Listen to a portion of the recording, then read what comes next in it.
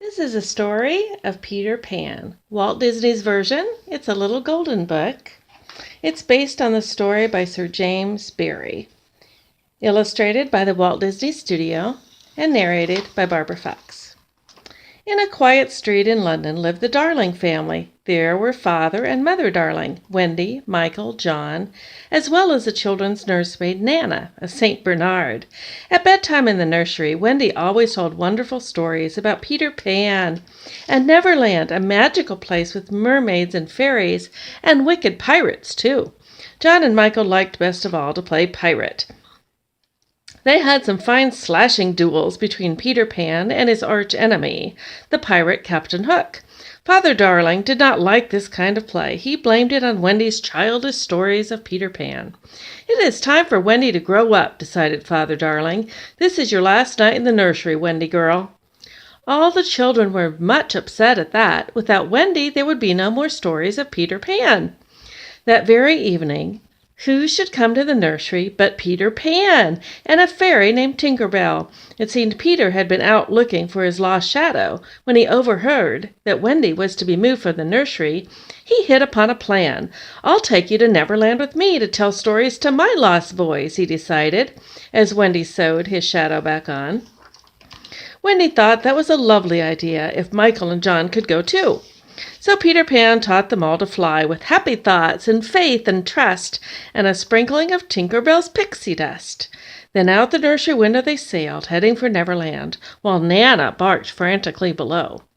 Back in Neverland, Captain Hook was grumbling about Peter Pan.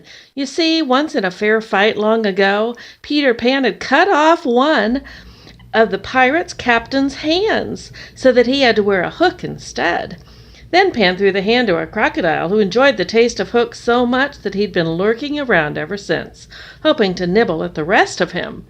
Fortunately for the pirate, the crocodile had also swallowed a clock. It went tick-tock when he came near, which gave a warning to Captain Hook.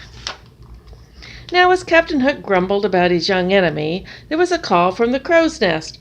"Peter Pan, ahoy!" "What? Where?" shouted Hook, twirling his spyglass around in the sky. And then he spied Peter and the children pausing for a rest on a cloud. "Swoggle me eyes, it is Pan!" Hook gloated. "Pipe up the crew, man the guns! We'll get him this time at last!" "Oh, Peter, it's just as I've dreamed it would be, Mermaid Lagoon and all," Wendy said, as a cannonball ripped through the cloud beneath their feet. "Look out!" cried Pan. "Tinker Bell, take Wendy and the boys to the island. I'll stay here and draw Hook's fire." Away flew Tinker Bell as fast as she could go. In her naughty little heart, she hoped the children would fall behind and be lost. She was especially jealous of the Wendy girl, who seemed to have won Peter Pan's heart. Straight through the Neverland jungle Tink flew, down into a clearing beside Hangman's tree. She landed on a toadstool, bounced to a shiny leaf, and pop! A secret door opened for her in the knot of the old hollow tree. Zip! Down a slippery tunnel Tink slid. She landed at the bottom in an underground room, the secret house of Peter Pan. "Ting-a-ling!" she tinkled, trying to awaken the sleeping lost boys. At last, rather grumpily, they woke up and stretched as they listened to Tinker Bell. "What? Pan wants us to shoot down a terrible Wendy bird?" "Lead us to it," they shouted, and out they hurried.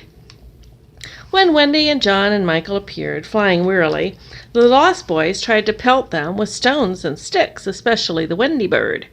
Down tumbled Wendy, all her happy thoughts destroyed. Without them, no one can fly. "Hurry! We got the Wendy bird!" the lost boys shouted. But then Peter Pan arrived. How angry he was when he discovered that the boys had tried to shoot down Wendy, even though he had caught her before she could be hurt. "I brought her to be a mother to us all and to tell us stories," he said. "Come on, Wendy," said Peter. "I'll show you the mermaids. Boys, take Michael and John to hunt some Indians." So Peter and Wendy flew off, and the boys marched off through the forest, planning to capture some Indians. There were wild animals all around, but the boys never thought to be afraid, and not a creature harmed them as they went through the thick woods. "First, we'll surround the Indians," John decided. "Then we'll take them by surprise." John's plan worked splendidly, but it was the Indians who used it. Disguised as moving trees, they quietly surrounded the boys and took them by surprise.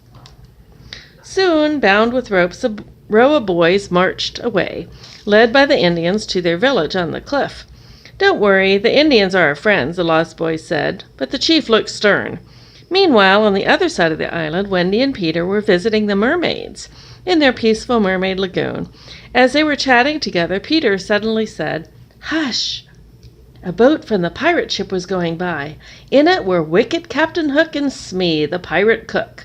And at the stern, all bound with rope, sat Princess Tiger Lily, daughter of the Indian chief. "We'll make her talk," sneered Captain Hook. "She'll tell us where Peter Pan lives, or we'll leave her tied to Slippery Skull Rock, where the tide will wash over her." But proud and loyal Tiger Lily would not say a single word. Peter and Wendy flew to Skull Rock. Peter, by imitating Hook's voice, tried to trick Smee into setting Tiger Lily free. That almost worked, but Hook discovered the trick and came after Peter with his sword.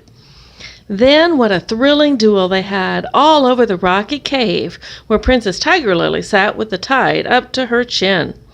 Peter won the duel and rescued Tiger Lily just in the nick of time. Then away he flew to the Indian village to see the princess safely home, and Wendy went along behind. When Peter and Wendy brought Tiger Lily home, the chief set the captive free. Then what a wonderful feast they had. All the boys did Indian dances and learned wild Indian chants, and Peter Pan was made a chief. Only Wendy had no fun at all, for she had to help the squaws carry firewood. "I've had enough of Neverland," she thought grumpily. "I'm ready to go home right now." While the Indian celebration was at its height, Smee the pirate cook captured Tinker Bell and took her back to the pirate ship. He presented Tink to Captain Hook. "Ah, Miss Bell," said Hook sympathetically, "I've heard how badly Peter Pan has treated you since that scheming girl Wendy came. How nice it would be if we could kidnap her and take her off to sea to scrub the decks and cook for the pirate crew." Tink tinkled happily at that thought. "But alas," sighed Hook, "we don't know where Pan's house is, so we cannot get rid of Wendy for you." Tink thought this over. "You won't hurt Peter?" she asked in solemn, tinkling tones. "Of course not," promised Hook. Then she marched to a map of Neverland and traced a path to Peter's hidden house. "Thank you, my dear," said wicked Captain Hook, and he locked her up in a lantern cage and went off to capture Peter Pan. That night, when Wendy tucked the children into their beds in the underground house, she talked to them about home and mother. Soon they were all so homesick that they wanted to leave it home at once. Wendy invited all the Lost Boys to come and live with the Darling family. Only Peter refused to go. He simply looked the other way as Wendy and the boys told him goodbye and climbed the tunnel to Hangman's Tree. Up in the woods near Hangman's Tree waited Hook and his pirate band. As each boy came out, a hand was clapped over his mouth and he was quickly tied up with ropes. Last of all came Wendy. Zip, zip, she was bound up too, and the crew marched off with their load of children back to their pirate ship. "Blast it," muttered Hook, "we still don't have Pan." So he and Smee left a wicked bomb, wrapped as a gift from Wendy for poor Peter to find.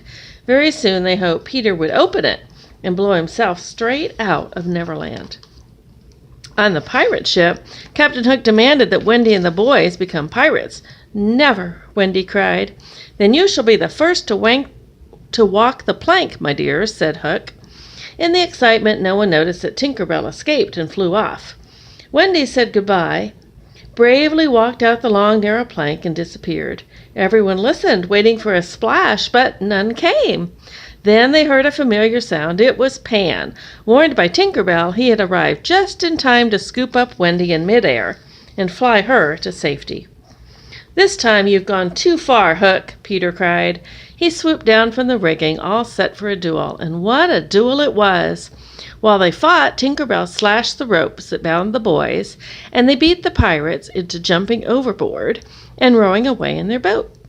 Then Peter knocked Hook's sword overboard, and Hook jumped too. Then the children last saw the wicked Captain Hook. He was swimming for the boat with a crocodile tick-tocking hungrily behind him. Peter Pan took command of the pirate ship. "Heave those halyards, up with the jib, we're sailing to London," he cried. "Oh, Michael, John," cried Wendy, "we're going home." And sure enough, with happy thoughts and faith and trust, and a liberal sprinkling of pixie dust, away flew that pirate ship through the skies till the gangplank was run out to the darling's nursery window sill. But now that they had arrived, the lost boys did not want to stay. "We've sort of decided to stick with Pan," they said. So Wendy, John, and Michael waved goodbye as Peter Pan's ship sailed off through the sky, taking the lost boys home to Neverland, where they still live today. The end. This has been a little golden book. If you would like to read it to your own children or grandchildren, you can purchase it at the link below.